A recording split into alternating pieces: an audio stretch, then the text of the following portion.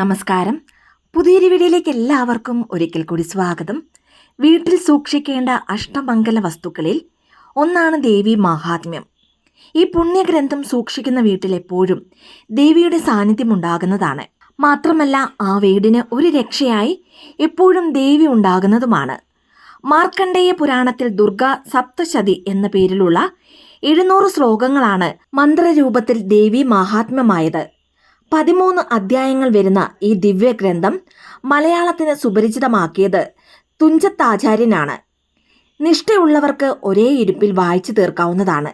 എന്നാൽ ഒരു ദിവസം കൊണ്ട് പൂർണ്ണമായി പാരായണം ചെയ്ത് പൂർത്തിയാക്കണമെന്ന് ആചാര്യന്മാർ കൽപ്പിക്കുന്നില്ല. ആദ്യ ദിവസം 1 അധ്യായം, 2 ദിവസം 3 അധ്യായങ്ങൾ, 3 ദിവസം 9 അധ്യായങ്ങൾ എന്ന ക്രമത്തിൽ പൂർത്തിയാക്കാവുന്നതാണ്. ഇതിനേക്കാൾ ഉത്തമം 7 ദിവസം കൊണ്ട് പാരായണം പൂർത്തിയാക്കുന്നതാണ്. 1 ദിവസം 1 അധ്യായം, 2 ദിവസം 2 അധ്യായങ്ങൾ, 3 നാൾ 1 അധ്യായം, 4 ദിവസം 4 അധ്യായങ്ങൾ, 5 ദിവസം 2 അധ്യായങ്ങൾ, 6 ദിവസം 1 അധ്യായം, 7 ദിവസം 2 അധ്യായങ്ങൾ എന്ന ക്രമത്തിൽ പാരായണം ചെയ്യുന്ന പദ്ധതിയാണിത്. ദേവി മാഹാത്മ്യം പാരായണം ചെയ്താൽ ജീവിതത്തിൽ നേരിടുന്ന എല്ലാത്തരം വിഷമങ്ങളും പരിഹരിക്കപ്പെടും എന്നത് പരമ്പരാഗതമായ വിശ്വാസവും ലക്ഷക്കണക്കിന് ആളുകളുടെ അനുഭവവുമാണ്. ഇനി ദേവി മാഹാത്മ്യം പാരായണം ചെയ്യുവാൻ ചില വിശേഷ ദിവസങ്ങൾ ആചാര്യന്മാർ കൽപ്പിച്ചിട്ടുണ്ട്. അതിൽ ഏറ്റവും പ്രധാനം അശ്വിന മാസ നവരാത്രിയുടെ ആദ്യത്തെ 7 ദിവസങ്ങളാണ്. ഇത്തവണ നവരാത്രി ആരംഭിക്കുന്നത് 2024 ഒക്ടോബർ 3 തീയതി വ്യാഴാഴ്ച ആയതിനാൽ അന്നു മുതൽ അടുത്ത ബുധനാഴ്ച വരെ, അതായത് 7 ദിവസം ദേവി മാഹാത്മ്യം പാരായണത്തിന് ഏറ്റവും ഉത്തമമാണ്. തുലാമാസത്തിൽ കറുത്തപക്ഷ അഷ്ടമി മുതൽ ദീപാവലിയോട് ചേർന്ന് വരുന്ന ചതുർദശി വരെയുള്ള 7 ദിവസങ്ങളും ഇതിന് പ്രധാനപ്പെട്ടതാണ്. 2024 ഒക്ടോബർ 24 മുതൽ 30 വരെയാണ് ഈ 7 ദിവസങ്ങൾ. വൃശ്ചിക മാസത്തിൽ ചതയം മുതൽ കാർത്തിക വരെ, ധനുവിൽ അശ്വതി മുതൽ ദേവിയുടെ ജന്മനക്ഷത്രമായ പുണർദം വരെ, കുംഭത്തിൽ രോഹിണി മുതൽ മകം വരെ, ഇനി കർക്കിടകത്തിൽ 1 മുതൽ 7 വരെ. ഇങ്ങനെ വിശേഷ അവസരങ്ങളിലെല്ലാം 7 നാൾ തുടർച്ചയായി പാരായണം ചെയ്താൽ സവിശേഷ ഫലങ്ങൾ ലഭിക്കുന്നതാണ്. സാധാരണയായി ഞായർ മുതൽ ശനി വരെ 7 ദിവസങ്ങളിലായി പാരായണം ചെയ്യുന്ന രീതിയാണ് പ്രചാരം നേടിയിട്ടുള്ളത്. ചൊവ്വ വെള്ളി ദിവസങ്ങളിൽ ദേവി സ്തുതി നടത്താം എന്ന നേട്ടം കൂടി ഈ രീതിക്കുണ്ട്. ഇനി കുടുംബത്തെ ബാധിച്ച കടുത്ത മാരണങ്ങൾ നീങ്ങാൻ 41 ആഴ്ച കൊണ്ട് 41 തവണ വായിച്ച് പൂർത്തിയാക്കുന്ന രീതിയുമുണ്ട്. ദാരിദ്ര്യനാശം, ശത്രുക്കളുടെ ഉപദ്രവം, ബാധോപദ്രവ ശാന്തി എന്നിവയ്ക്ക് മാത്രമല്ല, ഭർതൃസന്താന വിദ്യാലാഭത്തിനും തൊഴിൽ ലബ്ധിക്കും ദേവി മാഹാത്മ്യ പാരായണം ഉത്തമമാണ്. ഇനി കുടുംബ ഐശ്വര്യത്തിന് 11 അധ്യായം പാരായണം ചെയ്യുന്നത് അത്യുത്തമമാണ്. മരണസമയത്ത് ദേവി മാഹാത്മ്യം പാരായണം ചെയ്താൽ ജീവമുക്തി ലഭിക്കുന്നതാണ്. ഇനി ശ്രാദ്ധ ദിവസം ദേവി മാഹാത്മ്യം പാരായണം ചെയ്യുന്നതിലൂടെ പിതൃക്കളുടെ പരിപൂർണമായ അനുഗ്രഹം ലഭിക്കുന്നതാണ്. ഏത് സമയവും വായിക്കാം, എങ്കിലും സായം സന്ധ്യാസമയത്ത് വായിക്കുന്നതാണ് ഉത്തമം.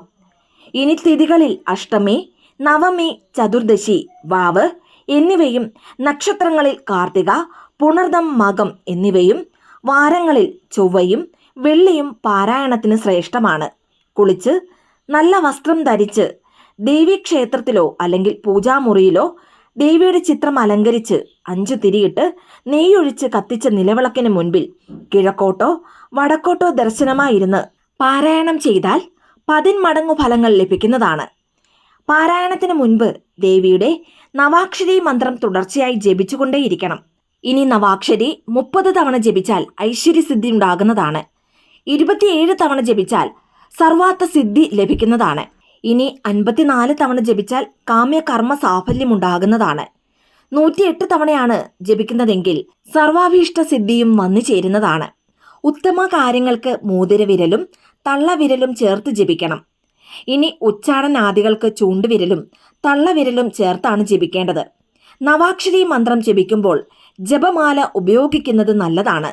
നടുവിരലിൽ മാല ചേർത്ത് തള്ളവിരൽ ഉപയോഗിച്ച് ഓരോരോ മണികളായി തള്ളി നീക്കി ജപിക്കുന്നതാണ് ഉത്തമം. ഇനി ദേവി മാഹാത്മ്യം പാരായണം ചെയ്യുമ്പോൾ ഒരു കാരണവശാലും വെറും നിലത്തിരുന്ന് പാരായണം ചെയ്യരുത്. ഒരു വിരിപ്പ് വിരിച്ച് അതിന്മേൽ ഇരുന്നു കൊണ്ട് വേണം പാരായണം ചെയ്യുവാൻ. പുൽപ്പായയോ അല്ലെങ്കിൽ പലകയോ അതുമല്ലെങ്കിൽ ഏതെങ്കിലും ഒരു ശുദ്ധിയുള്ള തുണി വിരിച്ചും അതിന്മേലിരിക്കാവുന്നതാണ്. നവാക്ഷരി മന്ത്രം ജപിക്കുന്നതിനു മുൻപ് അല്പസമയം ദേവി ഉപാസന ചെയ്യുന്നതും ദേവി മഹാത്മ്യ പാരായണം കഴിഞ്ഞ് അല്പസമയം ദേവീ രൂപം ധ്യാനിച്ചിരിക്കുന്നതും നല്ലതാണ്. ചുവന്ന താമര, നന്ദ്യാർവട്ടം, മന്ദാരം, വെള്ളത്താമര, അശോകപ്പൂ, ദശപുഷ്പങ്ങൾ തുടങ്ങിയ ശാക്തേയ പുഷ്പങ്ങളേതും ദേവീ പൂജയ്ക്ക് ഉപയോഗിക്കാവുന്നതാണ്. വിഗ്രഹമോ ചിത്രമോ ഇല്ലെങ്കിൽ നിലവിളക്കിനെ ദേവിയായി സങ്കല്പിച്ചും പൂജിക്കാവുന്നതാണ്. ഇനി ദേവി മാഹാത്മ്യം പാരായണം ചെയ്യുന്നതിന് മുൻപ് ജപിക്കേണ്ട നവാക്ഷരി മന്ത്രം ഏതാണെന്ന് നോക്കാം. ഓം ഐം ഹ്രീം ക്ലീം ചാമുണ്ടായ വിച്ചേ നമഃ. ഭക്തിയോടുകൂടി ദേവി മാഹാത്മ്യം പാരായണം ചെയ്താൽ ജീവിതത്തിലെ എല്ലാ ദുഃഖ ദുരിതങ്ങളും മാറി ആഗ്രഹ സാഫല്യവും സമ്പൽ സമൃദ്ധിയും നൽകി ദേവി അനുഗ്രഹിക്കുന്നതാണ്. മാത്രമല്ല, ദേവി മാഹാത്മ്യം സൂക്ഷിക്കുന്ന വീട്ടിൽ അഹിതങ്ങൾ ഒന്നും തന്നെ സംഭവിക്കുന്നതല്ല. ഇനി പാരായണം ചെയ്യുന്ന ആ ദിവസങ്ങളിൽ നിർബന്ധമായും മാംസാദി ഭക്ഷണങ്ങൾ ഉപേക്ഷിക്കേണ്ടതാണ്. അർത്ഥം ഗ്രഹിച്ച് ശാന്തമായി പാരായണം ചെയ്യുന്നതാണ് ഏറ്റവും നല്ലത്. ഇനി സർവമംഗള മംഗല്യേ എന്ന് തുടങ്ങുന്ന പ്രസിദ്ധ ശ്ലോകം 11-ാം അധ്യായത്തിലാണുള്ളത്. ഇതെന്നും ജപിക്കുന്നതിലൂടെ കാര്യസിദ്ധി വന്നു ചേരുന്നതാണ്. ഇനി യാ ദേവി സർവഭൂതേഷു എന്ന് തുടങ്ങുന്ന സ്തുതികൾ ദേവി മാഹാത്മ്യത്തിലെ 5-ാം അധ്യായത്തിലാണുള്ളത്. ഈ 21 ശ്ലോകങ്ങൾ നിത്യവും ജപിച്ചാൽ കുടുംബത്തിൽ ഐശ്വര്യവും ശാന്തിയും നിറയുന്നതാണ്. അത്രയധികം അത്ഭുത ശക്തിയുള്ള മഹാമന്ത്രാക്ഷരങ്ങൾ അടങ്ങിയ ഗ്രന്ഥമാണ് ദേവി മാഹാത്മ്യം.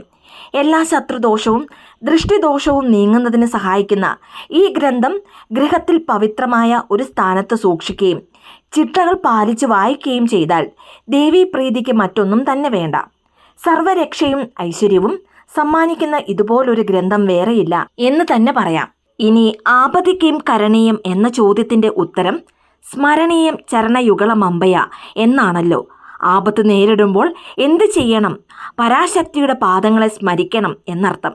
അപ്പോൾ ആപത്തുകൾ ഉണ്ടാകാൻ കാത്തിരിക്കാതെ തന്നെ നല്ല ആരോഗ്യസ്ഥിതിയും സാമ്പത്തിക ഭദ്രതയും സന്തോഷവുമുള്ള കാലത്ത് തന്നെ പരാശക്തിയെ ഭജനം പതിവാക്കിയാലോ? ആപത്തുകൾ സംഭവിക്കാതെ തന്നെ ദേവി നമ്മെ കാത്തുരക്ഷിക്കുന്നതാണ്. അതുകൊണ്ട് പരാശക്തിയുടെ പാദകമലങ്ങൾ എപ്പോഴും മനസ്സിൽ സ്മരിച്ചുകൊണ്ട് ജീവിക്കുകയാണ് നല്ലത്. സാക്ഷാൽ ജഗദംബികയിലുള്ള പൂർണ്ണമായ ഭക്തി തന്നെയാണ് ദേവി മാഹാത്മ്യ പാരായണം ചെയ്യാനുള്ള യോഗ്യത. മനഃശുദ്ധിയും ശരീരശുദ്ധിയും പ്രധാനമാണ്. കൂടാതെ മറ്റുള്ളവരെ നിന്ദിക്കരുത്, ആരുടെയും കുറ്റങ്ങളും കുറവുകളും പറയരുത്, ആരെയും ദ്രോഹിക്കരുത്. ഇതെല്ലാം മനസ്സിനെ അശുദ്ധമാക്കും. മറ്റുള്ളവരിലെ ഗുണങ്ങൾ കണ്ടെത്തുവാനുള്ള ശ്രമം നടത്തിയും അവരെ സഹായിക്കാനുള്ള സന്നദ്ധത വളർത്തിയും സർവചരാചരങ്ങളും ഭഗവാന്റെ അംശങ്ങളാണെന്ന ചിന്ത ഉറപ്പിച്ചും മനഃശുദ്ധി വരുത്താം. പുരാണ ശ്രവം, പുരാണ കീർത്തനം, നല്ല വ്യക്തികളുമായുള്ള അടുപ്പം എന്നിവയും മനഃശുദ്ധി വർദ്ധിപ്പിക്കുന്നതാണ്. ഭക്തിയും മനഃശുദ്ധിയും ഏകാഗ്രതയും അക്ഷരസ്ഫുടതയും പാരായണത്തിന് അനിവാര്യമാണ്.